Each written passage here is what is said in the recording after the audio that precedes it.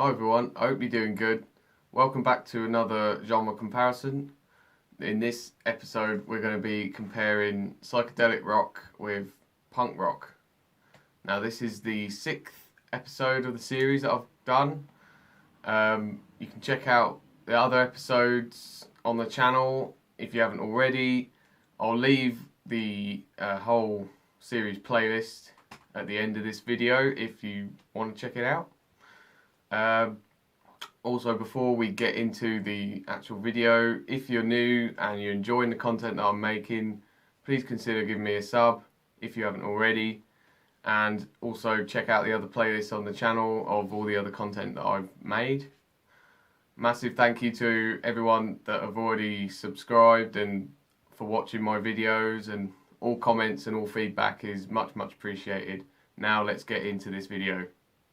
For those who are not too familiar with this series, what I do is that I go through the brief history of both genres and then do a comparison and then give my thoughts at the end. So first we're going to start off with the history of psychedelic rock. Now, first came to be in the mid 1960s, being influenced by a range of genres including rock, psychedelia, folk, jazz, blues, electronic, surf, Indian and Middle Eastern music. It's the musical representation of psychedelic culture being centered around the perception and mind-altering drugs. The music can be somewhat progressive and very experimental. The origins are in the United States and the UK. The main features include heavy fuzz, feedback, electric guitars, elaborate studio effects, heavy keyboard sounds, extended instrumentation with extended solos and improvisation, disjunctive song structures, key time signature changes, modal melodies, and electronic and Eastern instruments are also used. Lyrical themes include references to drugs, surreal, whimsical, and literary inspired. The genre was pioneered by bands such as the Beatles, the Yardbirds, the Kinks, Grateful Dead, the Byrds, Bob Dylan in around 1964 to 1965. They experimented with sounds from different genres and created the early psychedelic sound on their albums at the time. After 1966, the genre became more popular in the mainstream and more bands started to use the psychedelic elements in their music. The Beach Boys' Pet Sounds and the Beatles' Revolver were a massive part of this. It was in 1967 when psychedelic rock hit its peak in the mainstream. Psychedelic communities grew stronger and the scope of the genre just become everywhere. Many new bands came through with the psychedelic sound, including Pink Floyd, The Doors, The Who, Cream, Jimi Hendrix, Caravan and the Moody Blues. The Beatles' Sgt. Pepper's album was a huge hit in 1967.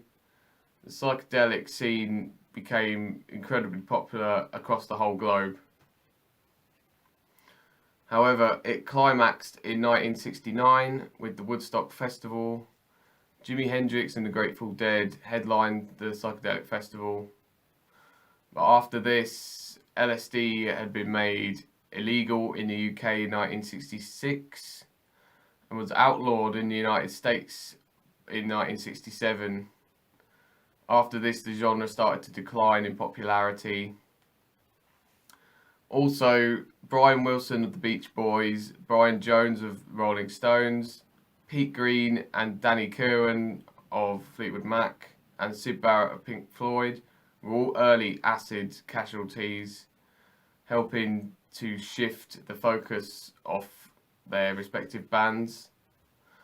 Jimi Hendrix's Experience and Cream broke up, with Hendrix passing away in 1970. This was followed up by other notable deaths in 1971. The genre was pretty much finished by 1972. with bands changing their style to a more bluesy hard rock or progressive rock kind of sound. Psychedelic rock was used as a template for the creation of many other genres that followed, including acid rock, which is a heavier, more extreme iteration of psychedelic rock. Also, bands used the genre to create progressive rock. These include Pink Floyd, Yes, and King Crimson. It was also used to create hard rock and early heavy metal by bands such as Led Zeppelin, Black Sabbath, Deep Purple, Judas Priest, and UFO. Psychedelic rock had a great impact on the glam rock scene, with acts such as T-Rex and David Bowie taking influence from the genre. Lastly, it had great influence on stoner rock doom metal development over the next 15 years, and there are many psychedelic festivals that are still around today. Other notable bands that were influenced by psychedelic rock include Echo and the Bunnymen, Happy Mondays, Primal Scream, Electric Wizard, Muse, and Royal Blood. The other main subgenres and fusions of psychedelic rock include art rock, kraut rock, neo-psychedelia, psychedelic pop, psychedelic folk, psychedelic soul, psychedelic funk, and space rock.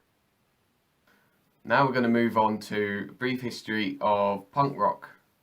First came to be in the mid to late 1970s, taking influence from genres such as garage rock, proto-punk, rock and roll, glam rock, and hard rock. Songs are often short and fast-paced. The music and vocals are quite aggressive and straight to the point. The instrumentation is really stripped down compared to other genres of rock. The main origins of the genre is the United States, the UK, and Australia. Traits include highly distorted guitars, simple rock and roll style rhythms, no guitar solos, do-it-yourself low-cost production, and nasal, shouted vocal styles. Lyrical themes include political, anti-establishment, and confrontational. The whole punk scene hated the mainstream and they wished to have nothing to do with it. In the 60s, bands that had a huge influence on the future punk scene include the Rolling Stones, the Kinks, the Who, the Yardbirds, the Sonics, and early proto-punk bands such as the Stooges and Velvet Underground. In the early 70s, bands such as Alice Cooper, New York Dolls, T-Rex, David Bowie, MC5, Dr. Feelgood, and the Stranglers also had a massive influence on the first wave of punk bands. In 1976, the first wave of punk bands came through and burst into popularity for being massively different compared to other rock bands at the time. These bands include Ramones, the Heartbreakers, and Dead Boys from United States, the Saints and Cheap Nasties from Australia, and Sex Pistols, The Damned, The Clash, and Buzzcocks from the UK. In 1977, the second wave of bands emerged due to the influence and success of the first wave bands. These include The Zeros, Fear, Black Flag, The Avengers, Misfits, and Bad Brains from the United States, Stiff Little Fingers, The Skits, The Police, The Specials, Madness, and The Undertones from the UK, and The Leftovers, The Survivors, and Boys Next Door from Australia. Also, first wave bands all released albums between 1977 and 78 that were all massively popular and successful at the time. There was also a huge rise of punk bands across the world, including bands from France, Scandinavia, Germany, Japan, and South Africa. In 1979, the genre started to evolve and branch off into many different subgenres. Bands either broke up or changed their sound slightly to stay relevant. One of these was post-punk. It was more experimental, dark, and abrasive compared to original punk music. Bands of this include Public Image Limited, Killing Joke, New Order, The Cult, and The Cure. Another subgenre that developed was hardcore punk. This first came to be in 1979, uses faster, more aggressive beats and screaming vocals. Bands of this genre include Black Flag, Bad Brains, Misfits, also Dead Kennedys, Discharge and Agnostic Front. Hardcore punk had a massive influence on thrash metal, crossover thrash, death metal, groove metal and metalcore music. The other massive subgenre that was created was pop punk. This first came to be in the late 70s, early 80s, when bands used more of a pop style rhythms and lyrical themes with punk's speed and chaotic edge. Bands of this genre include Bad Religion, The Offspring, Green Day and Blink-182.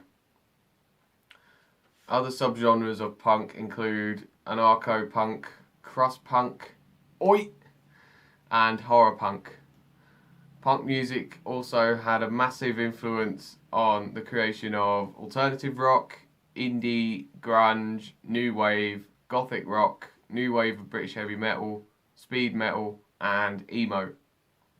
Now we're going to look into the similarities and the differences, starting with the similarities here. They both lasted no more than 3 years at their peak and then evolved in their unique ways. Psychedelic was only at its peak for a couple of years and then it branched off and created different genres of rock music, which is pretty cool. And same with punk. It evolved its style and basically created quite a lot of other genres really. They both had a wider influence on music and rock music as a whole. They both had massive influences on music, what came after it. Both are somewhat anti-establishment and go against the grain. The whole psychedelic kind of hippie scene, they sort of just done their own thing and they didn't really care about anything really. They didn't really, and the same with punk, they just done their own thing, didn't care what anybody thought, which is quite cool. Both had their own unique style, look, and they never changed from that. Sort of similar to that first point, or that previous point. They both had their sort of own sort of persona, and that they stuck with it, and they never really changed. They both had similar influences, sort of based on the whole rock and roll 60s rock music really. Now we're going to move on to the differences. Musically, they are completely different in terms of song structure, key changes, and technical things. Because psychedelic rock is a lot more technical than punk rock. Punk rock is just 3 chords and that's about it. Psychedelic uses a lot more instrumentation, a lot more experimentation. The lyrical themes are different. Psychedelic rock's all about drugs and punk rock's all about anti-government. Instrumentation is completely different. In terms of technicality, which I just sort of said about, but the whole structure of music by psychedelic compared to punk is completely different. And there's different instruments used in both. Psychedelic's a bit more experimental in that way. Punk, just 1 guitar, 1 bass, 1 drum, sorted. Vocal styles are completely different. Punk is in your face, shouting at you almost, and psychedelic is sort of what you sound like when you're off your face, really, pretty much. There are guitar solos in psychedelic rock and not in punk. The look, fashion, persona, massively different. In terms of, the fashion and everything to do with that, I mean, in a way they are similar because they both do their own thing, but in terms of, what a psychedelic person looks like and what a punk rocker guy looks like is completely different.